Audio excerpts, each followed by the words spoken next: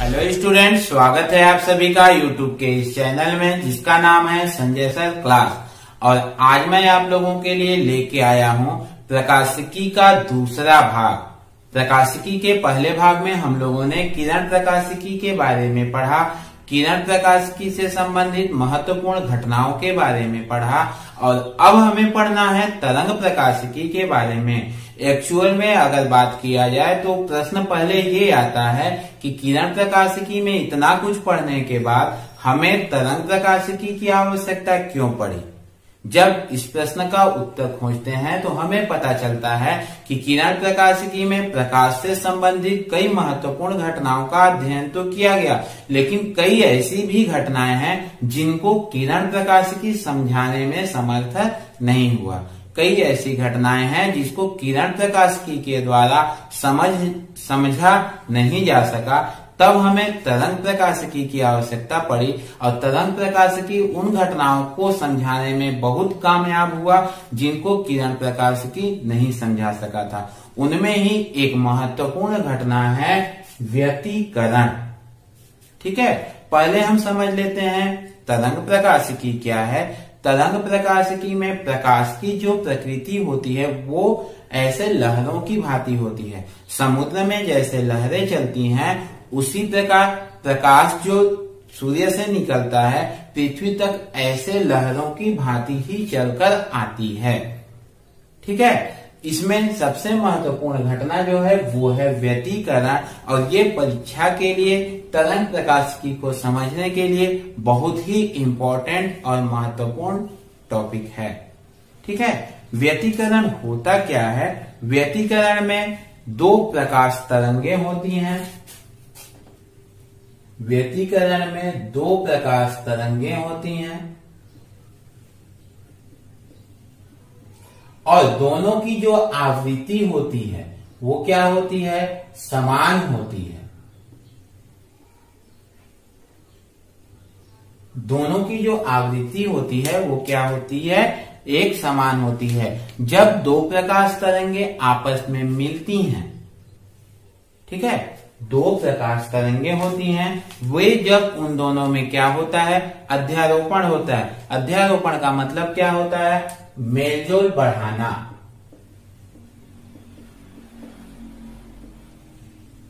अध्यारोपण मतलब होता है क्या, मेलजोल बढ़ाना या मिलना। ठीक है, जब दो प्रकाश तरंगे एक ही दिशा में चलती हैं, दोनों की आवृत्ति क्या होती है, एक समान होती है। ठीक है, तो उनमें क्या होता है, अध्यारोपण होता है। अध्यारोपण होता है मतलब वे दोनों प्रकाश तरंगे आपस में एक दूसरे से क्या होती हैं, मिलती हैं। और जब मिलती हैं तो क्या होता है देखते हैं। मान लेते हैं ये कोई प्रकाश तरंग है, ये कोई प्रकाश तरंग है जिसका ये क्या है, आयाम है। आयाम कितना है इसका, A1। इसको कहते हैं हम क्या, आयाम। ठीक है, यहां पे मैंने कहा था क्या, एक समान आवृत्ति, एक समान।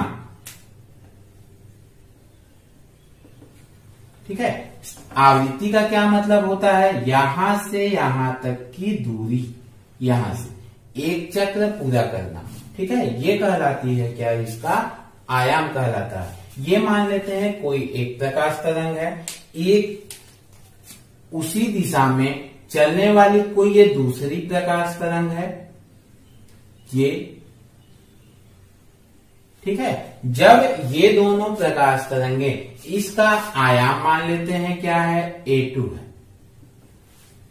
ठीक है, जब इन दोनों प्रकाश तरंगों में क्या होता है, अध्यारोपण होता है। ध्यान रखिएगा स्टूडेंट, मैं ये लाइन बार बार बोल रहा हूं कि दोनों की आवृत्ति क्या है, एक समान है। मतलब ये जितनी दूरी है उतना ही ये भी है।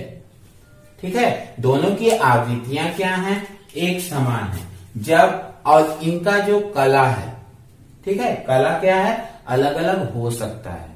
ठीक है, इनका आयाम क्या है, अलग अलग हो सकता है। इसका आयाम A1 है, इसका आयाम क्या है, A2 है। जब इनमें अध्यारोपण होता है तो अध्यारोपण के परिणाम स्वरूप क्या बनेगा, ये जब दोनों जुड़ते हैं तो इनका आयाम ऐसे क्या होता है, बढ़ जाता है। ये आयाम क्या हुआ, बढ़ गया। ठीक है, ये कहलाता है क्या, परिणामी तरंग।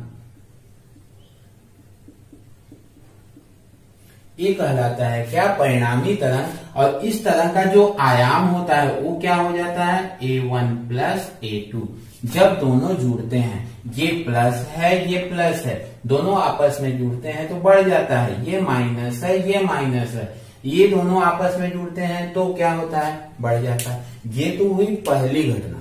दूसरी घटना क्या होती है, जब यही प्रकाश तरंग, ये इसका आयाम कितना है, A1 है। ठीक है, ये प्रकाश तरंग एक दूसरे प्रकाश तरंग से मिलती है। ये इसका प्लस इसके माइनस से मिलता है, इसका माइनस इसके प्लस से मिलता है। ठीक है, ये इसकी आवृत्ति क्या है, ये है इसकी आवृत्ति, और दोनों की आवृत्तियां क्या हैं, एक समान है। दोनों की दिशाएं क्या है, वो भी एक समान है। ठीक है, लेकिन अभी जो इनकी कला है, कला मतलब होता है क्या, कोण। ये जो कोण है, अभी इसका कोण और इसका कोण, इन दोनों की कलाएं क्या है, अभी विपरीत है। जब इस तरह से प्रकाश तरंगों में अध्यारोपण होता है तो अध्यारोपण के परिणाम स्वरूप होता क्या है, इसका A2 है आयाम।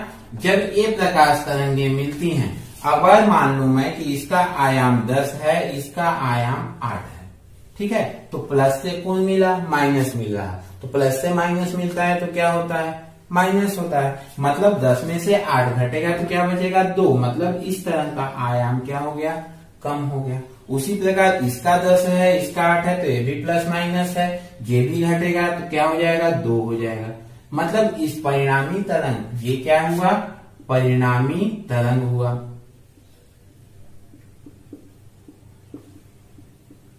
ये परिणामी तरंग हुआ। परिणामी तरंग का आयाम क्या हुआ, A1 माइनस A2। 10 में से 8 घटा मतलब कम हो रहा, तो A1 में से A2 क्या हो गया, माइनस हो गया। इस प्रकार ये परिणामी तरंग क्या हुआ, कम हुआ। मतलब क्या निकला, जब दो एक समान आवृत्ति एवं एक दिशा में प्रकाश तरंगे एक दूसरे के साथ अध्यारोपण होती हैं, तो इसके परिणाम स्वरूप परिणामी तरंग का आयाम बदला। मतलब क्या हुआ, प्रकाश की तीव्रता परिवर्तित हो रही। आयाम बढ़ेगा, प्रकाश की तीव्रता बढ़ेगी। आयाम कम होगा, प्रकाश की तीव्रता कम होगी। ठीक है, मतलब अध्यारोपण के परिणाम स्वरूप परिणामी तरंग की तीव्रता क्या होती है, परिवर्तित हो जाती है। परिवर्तित होती है तो दो घटनाएं होती हैं। पहली घटना, परिणामी तरंग की तीव्रता क्या होती है, बढ़ती है। दूसरी घटना, परिणामी तरंग की तीव्रता क्या होती है, कम होती है। जब परिणामी तरंग की तीव्रता बढ़ती है, इसे हम बोलते हैं क्या, समपोषी व्यतिकरण।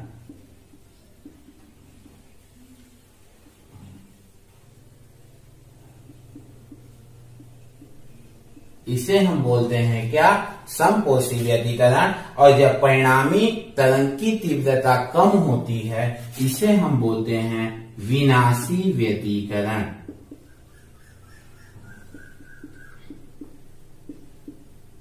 ठीक है, और इस पूरे घटना को बोलते हैं हम क्या, व्यतिकरण। इस पूरे घटना को हम क्या बोलते हैं, व्यतिकरण। मतलब परिभाषा क्या निकला व्यतिकरण का, जब दो एक समान आवृत्ति एवं एक ही दिशा में दो प्रकाश तरंगों में अध्यारोपण होता है, तो अध्यारोपण के फलस्वरूप परिणामी तरंग की तीव्रता परिवर्तित हो जाती है। ठीक है, जब दोनों प्रकाश तरंगे एक समान कला में होती हैं, तो परिणामी तरंग का तीव्रता क्या होता है, बढ़ जाता है। इसे बोलते हैं हम समपोषी व्यतिकरण। जब विपरीत कला में होती है और आपस में अध्यारोपण होता है, तो इनके तीव्रता में क्या होती है, कमी हो जाती है। तीव्रता क्या होती है, न्यूनतम हो जाती है। ऐसी स्थिति में व्यतिकरण को हम बोलते हैं विनाशी व्यतिकरण, और ये संपूर्ण घटना कहलाता है क्या, व्यतिकरण।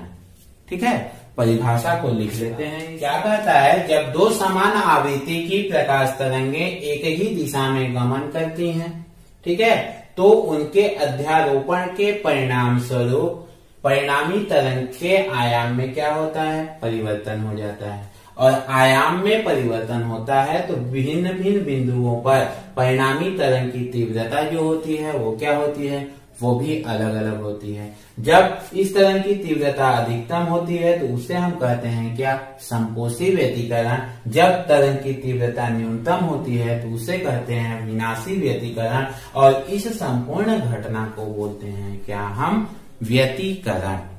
ठीक है स्टूडेंट, ये व्यतिकरण हुआ। अब आते हैं इसके हम पोस्टमार्टम में। पोस्टमार्टम मतलब गणितीय विश्लेषण में। ठीक है, इस पे आते हैं इसके गणितीय विश्लेषण पे।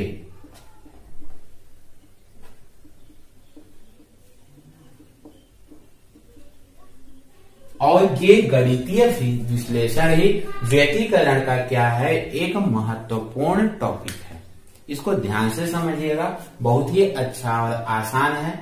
मान लेते हैं पहले तरंग का आयाम, पहले तरंग का जो विस्थापन है वो y1 है। इस पहले तरंग का जो समीकरण है वो है, मान लेते हैं y1 equal to a1 sine omega t। ठीक है, a1 क्या है, तरंग का आयाम क्या है, ओमेगा क्या है, आवृत्ति है, t क्या है, समय है, और ये पूरा मिला के ओमेगा t क्या है, इसका कला है। ठीक है, कला मतलब सामान्य भाषा में कहूं तो कोण, अभी समझाया मैं। ठीक है, कला मतलब कोण, इस दिशा का कोण है, इसमें नीचे की दिशा में कोण है, ये कला। ठीक है, दूसरे तरंग का समीकरण मान लेते हैं क्या है, y2 equal to sine a2 sine omega t plus 5। ठीक है, y2 क्या है, दूसरे तरंग का समीकरण है, और बराबर परिणामी तरंग का मान लेते हैं क्या, y है। ठीक है, तो y2 बराबर a2 क्या है, दूसरे तरंग का आयाम है, ओमेगा t प्लस 5 क्या है, दूसरे तरंग की क्या है, कला है। और इन दोनों तरंगों में मैंने अभी बताया कि साइन के साथ जो है ये क्या है, इसका कला है। ठीक है, दोनों तरंगों की कला क्या है, अलग अलग है। इसका कला ओमेगा टी है, इसका कला क्या है, ओमेगा टी प्लस 5 है। 5 अधिक है, मतलब इन दोनों के कलाओं में क्या है, अंतर है। जिसका कला ओमेगा टी, इसका कला ओमेगा टी प्लस 5, तो इस अंतर को बोलते हैं हम क्या, कलांतर। और इनमें कालांतर कितना का है, 5 का है। कालांतर कितना है इनमें, 5 का है। ठीक है, अब हम निकालते हैं परिणामी तरंग का विस्थापन या परिणामी तरंग का समीकरण। जो कहें परिणामी तरंग y बराबर क्या मिलेगा अपने को, y1 प्लस y2। ठीक है स्टूडेंट, एक बात तो और आता है यहाँ पे कि हम साइन क्यों लेते हैं।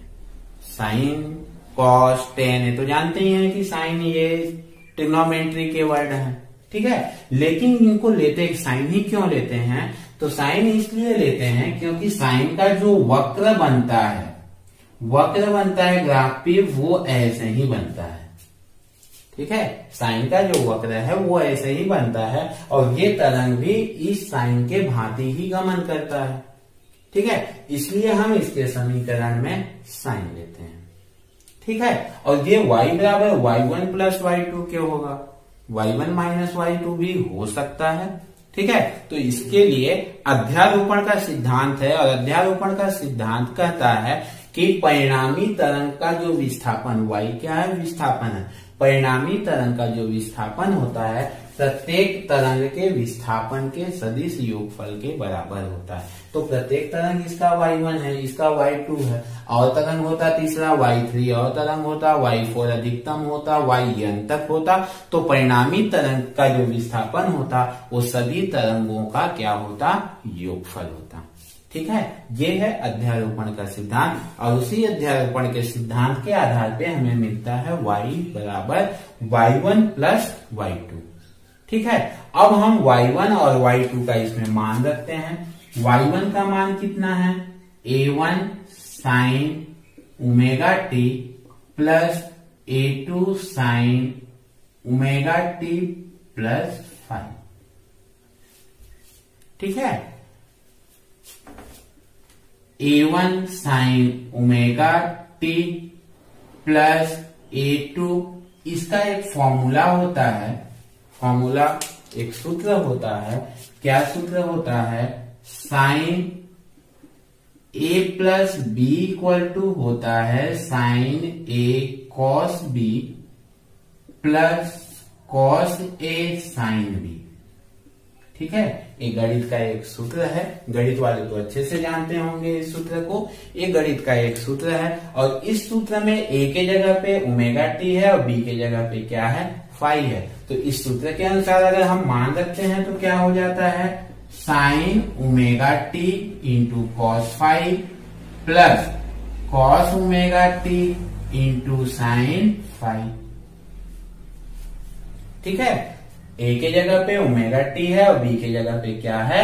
फाई है। हम उसको यहाँ पे रख देते हैं। ठीक है, इसको मिटा देता हूं मैं, फिर आगे बढ़ता हूं। अब क्या करते हैं, हम इस कोष्टक को तोड़ देते हैं। तो क्या हो जाएगा? A1 sine omega T plus A2 sine omega T cos phi plus A2 cos omega T into sine phi.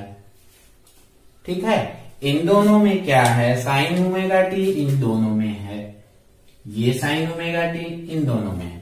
हम साइन ओमेगा टी को क्या करते हैं? साइन ओमेगा टी कॉमन ले लेते हैं तो क्या हो जाएगा? साइन ओमेगा टी अंदर क्या बचा? A1 plus A2 cos phi plus यहां पर A2 cos omega T sine phi. ठीक है, अब हम यहां पे थोड़ा सा अपने अनुसार मान लेते हैं। क्या मान लेते हैं? माना A1 plus A2 cos phi equal to R cos theta. अब फाई की जगह पे थीटा ले लेते हैं और इस पूरे को मान लेते हैं क्या?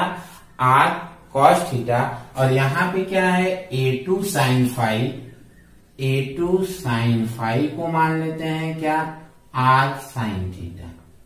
ठीक है, कुल मिला के दोनों तरफ जो फाई है, फाई को हम हटाने के प्रयास में थीटा में बदल देते हैं। कॉस वाला है तो कॉस थीटा, साइन फाई वाला है तो साइन थीटा। ठीक है, R क्या है? अभी थोड़े समय बाद पता चल जाएगा कि R एक्चुअल में है क्या। ठीक है, अब आगे बढ़ते हैं उसमें। तो y बराबर क्या हो जाएगा? इसके जगह पे क्या रखें? R cos theta. तो क्या हो जाएगा? R sign omega T into cos theta plus इसके जगह पे क्या रखें? R sine theta. तो क्या बचेगा? R cos omega T into sine theta. ठीक है, R दोनों में है, R को कॉमन निकाल देते हैं तो अंदर क्या बचेगा? Sign omega T cos theta plus cos omega T into sine theta. ठीक है, इसको देखने के बाद कुछ याद आया होगा, वो ये कि अभी अभी मैंने यहाँ पे सूत्र बताया था साइन A प्लस बी का। तो क्या मिला था? Sine A cos B plus cos A sine B मिला था। तो वो सूत्र क्या हुआ था? साइन A प्लस बी का सूत्र हुआ था। मतलब ये क्या हो जाएगा? R sign omega T plus theta. ठीक है ना, ये किसका मान हुआ? परिणामी तरंग का विस्थापन। अब इस तरंग के समीकरण और पहले तरंग के समीकरण को देखिए। y मिला, ये A1 की जगह पे क्या मिला है? R मिला है। A1 क्या है? इस तरंग का आयाम है, तो R क्या होगा?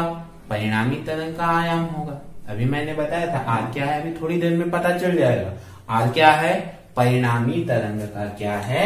आयाम है। ये परिणामी तरंग है तो इस तरंग का आयाम कितना हो गया? R हो गया। ये परिणामी तरंग है तो इसका आयाम क्या हो गया? R हो गया। ठीक है, ये R क्या है? परिणामी तरंग का आयाम है। और ओमेगा टी प्लस थीटा ये है साइन ओमेगा टी, ये है साइन ओमेगा टी। ये है sine omega T plus five, ये है sine omega T plus theta. मतलब इन दोनों के कला में भी क्या हुआ, अंतर आया। जहां ओमेगा टी है तो परिणामी तरंग का क्या हो गया, काला, ओमेगा टी प्लस थीटा। इन दोनों के कला में अंतर आया, कितना का, थीटा का। इन दोनों दूसरे तरंग के और इसके तरंग के कला में अंतर भी आया। यहाँ ओमेगा टी सेम है, लेकिन थीटा और फाई अलग अलग है। मतलब थीटा माइनस फाई का इस तरंग के कला में अंतर आया, इसके में कला अंतर ये हो गया। ठीक है, ये हो गया क्या, परिणामी तरंग का विस्थापन। ठीक है, अब हम क्या करते हैं, इस समीकरण को कुछ नाम दे देते हैं। समीकरण नंबर 1, समीकरण नंबर 2, ये हो जाएगा समीकरण नंबर 3। हम क्या किए, इनका नामकरण कर दिए। अब समीकरण नंबर 3 को देखिए। समीकरण नंबर 3 अपने को मिला क्या, साइन के रूप में मिला। मतलब अपना परिणामी तरंग भी कैसा होगा, साइन की भांति ही चलेगा, साइन के वक्र की भांति ही चलेगा। मिला है अपने को परिणामी तरंग, दोनों मिले हैं परिणामी तरंग। कैसे मिले हैं, साइन की भांति। मतलब तरंगे जैसे चल रही थी शुरू में, व्यतिकरण के बाद भी तरंग का ग्राफ वैसा ही मिलेगा, हालांकि उनकी तीव्रता में परिवर्तन हो जाएगा। ठीक है, ये हो गया। अब क्या करते हैं, यहां समीकरण 2 और 1, इन दोनों को क्या करते हैं, जोड़ते हैं। ठीक है, अभी मैंने बताया था कि आर क्या है, परिणामी तरंग का क्या है, आयाम है। तो परिणामी तरंग का आयाम निकाल के देखते हैं कि परिणामी तरंग का आयाम इन तरंगों के आयाम से क्या संबंध रखता है। ठीक है, लेते हैं समीकरण 1 और 2 को वर्ग करके हम जोड़ देते हैं। समीकरण 1 व 2 को वर्ग करके जोड़ने पर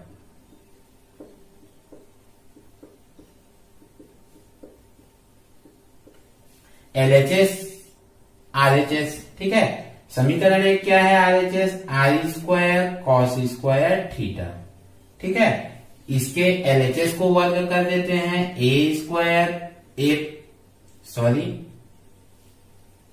RHS को A1 plus A2 cos phi का होल स्क्वायर प्लस RHS में RHS को जोड़ते हैं, R square sine square theta बराबर, इसमें LHS क्या है, A2 का square into sine square phi. क्या किया हमने, समीकरण 1 और 2 को वर्ग करके जोड़ देते हैं।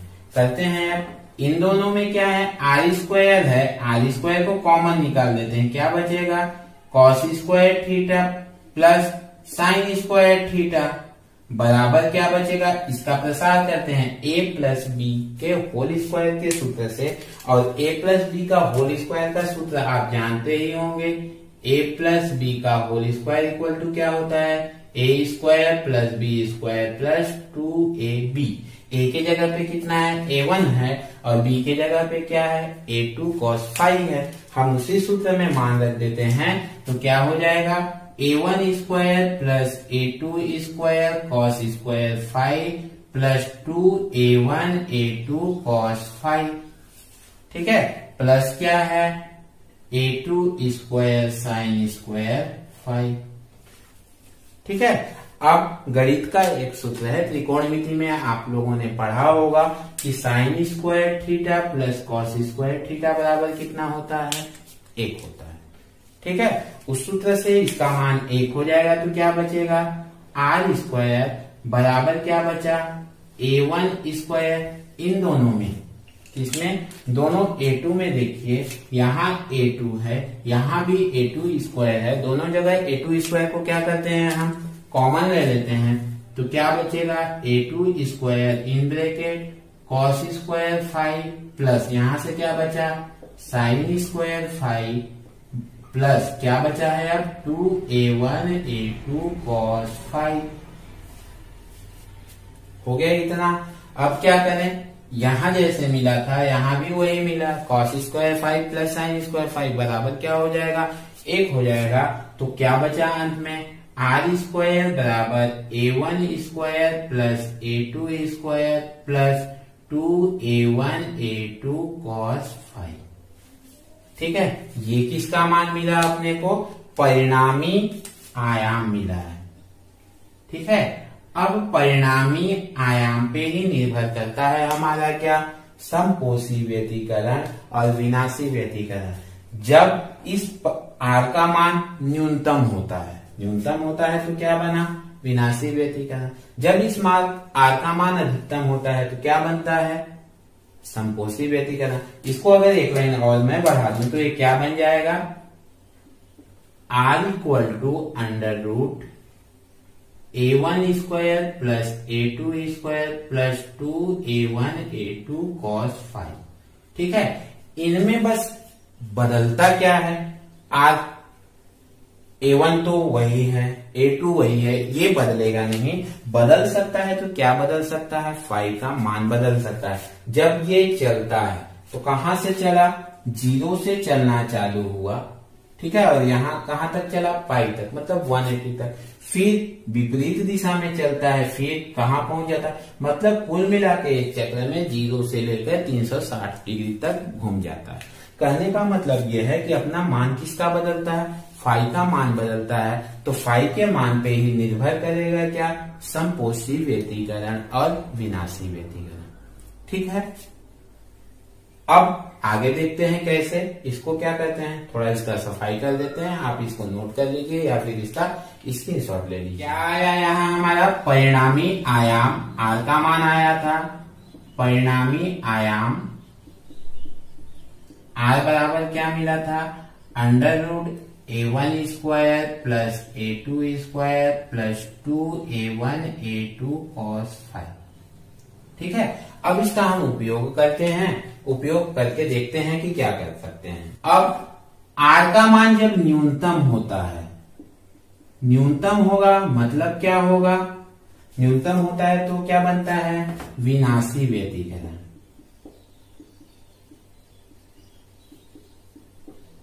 विनाशी व्यतिकरण में होता क्या है, जो फाई का मान कॉस फाई का मान जो होता है, जब हम इस वक्र में चलते हैं, ठीक, तो कॉस फाई का अधिकतम मान जो होता है वो होता है +1, अब कॉस फाई का जो न्यूनतम मान होता है वो होता है -1। बाकी सभी वैल्यू के जो मान होते हैं वो इस +1 और -1 के बीच में ही होते हैं। ठीक है, इसका अधिकतम मान जो होता है वो +1 और न्यूनतम मान जो होता है वो क्या होता है, न्यूनतम मान -1 हो जाता है। ठीक है, और cos के लिए -1 मान जो होता है, तो यहां जब हम cos फाई का मान -1 रख देंगे तो क्या हो जाएगा, तो r बराबर जो मिलेगा root a1 square plus a2 square, cos phi की जगह पे क्या रखेंगे, माइनस, तो -2a1 a2। ठीक है, और ये किसका सूत्र हो जाता है, a1 माइनस a2 का क्या हो जाएगा, ये होल स्क्वायर हो जाएगा। a माइनस बी का होल स्क्वायर का फॉर्मूला है ये, इसको होल स्क्वायर हो जाएगा तो अंडर रूट क्या होगा, हट जाएगा तो बचेगा a1 माइनस a2। और यही हमारा आया था कहां पर, यहां पर, यही यहां पर विनाशी व्यतिकरण में भी अपने को यही मिला था। ठीक है, अब जब इसका मान अधिकतम होता है, अधिकतम के लिए क्या होगा, अधिकतम मतलब क्या हो गया, ये समपोषी व्यतिकरण में cos फाई का मान अधिकतम में क्या होगा, +1। अभी मैंने बताया न्यूनतम के लिए cos फाई का मान क्या होता है, -1, अधिकतम के लिए क्या हो जाएगा, +1। तो इस समीकरण में यदि हम मान रख देंगे, इस समीकरण में cos फाई का मान +1, तो r बराबर क्या बचेगा, root a1 square plus a2 square plus 2a1 a2। और ये क्या चीज का सूत्र है, a प्लस बी का होल स्क्वायर बनेगा, मतलब r इक्वल टू क्या बनेगा, रूट a1 प्लस a2 का होल स्क्वायर। होल स्क्वायर के कारण अंडर रूट हट जाएगा तो क्या बचेगा, a1 प्लस a2। और यही हमारा यहाँ भी आया था, समपोषी व्यतिकरण में परिणामी तरंग का जो आयाम मिला था, क्या मिला था, A1 प्लस A2। ठीक है डियर स्टूडेंट, व्यतिकरण पुनः बता रहा हूं, बहुत ही अच्छा और इंटरेस्टिंग टॉपिक है, बशर्ते आप इसको थोड़ा सा ध्यान से रखिएगा। गणित वाले इसको सॉल्व करते हैं वो भी एक पैटर्न के तहत ही सॉल्व करते हैं, ऐसे ही सॉल्व नहीं होगा। हाँ थोड़ा सा बायो वालों को दिक्कत हो सकता है, लेकिन उनके लिए भी इतना ज्यादा दिक्कत वाली बात नहीं है। मैं कोशिश किया हूं कि आपको बहुत आसानी शब्दों में ये समझ में आ जाए। ये हो गया हमारा क्या, विनाशी व्यतिकरण का परिणामी आयाम, ये हो गया संपोषी व्यतिकरण का परिणामी आयाम। मतलब जब अपने को विनाशी व्यतिकरण मिला, विनाशी व्यतिकरण हुआ तो A1 माइनस A2 न्यूनतम हो गया। जब अपने को संपोषी व्यतिकरण मिला तो क्या मिला, A1 प्लस A2, मतलब परिणामी तरंग का जो आयाम हुआ वो क्या हुआ, बढ़ गया। ठीक है, अब ये जो मान बढ़ा cos फाई का मान -1 +1 जब होता है, मतलब संपोषी व्यतिकरण और विनाशी व्यतिकरण के इस लॉजिक को कि इस -1 और इस +1 इसका कालांतर का मतलब होता क्या है, इसको हम समझेंगे अगले वीडियो में। इस वीडियो में समझाऊंगा तो ये बहुत ज्यादा वीडियो क्या होगा, लंबा हो जाएगा, और आप इतना लंबा वीडियो देखने में बोर ना हो, इसलिए इसको मैं 2 भागों में बना रहा हूँ। ये है व्यतिकरण का पहला भाग। ठीक है, अगले वीडियो में मैं आप लोगों के लिए लेकर आऊंगा व्यतिकरण के इसी दूसरे भाग को, जिसमें हम समझेंगे कि इस cos फाई और इस cos फाई इन दोनों में ये तरंग बनते कैसे हैं, कालांतर। इसके बाद इनमें पथांतर भी ज्ञात करेंगे, कालांतर और पथांतर होते क्या हैं। ठीक है, इसके बाकी विवेचना को हम देखेंगे अगले वीडियो में। आज के लिए बस इतना ही।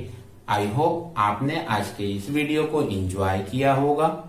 ठीक, तो दोस्तों में शेयर कीजिए, वीडियो को लाइक कीजिए, और हाँ सब्सक्राइब करना न भूलें।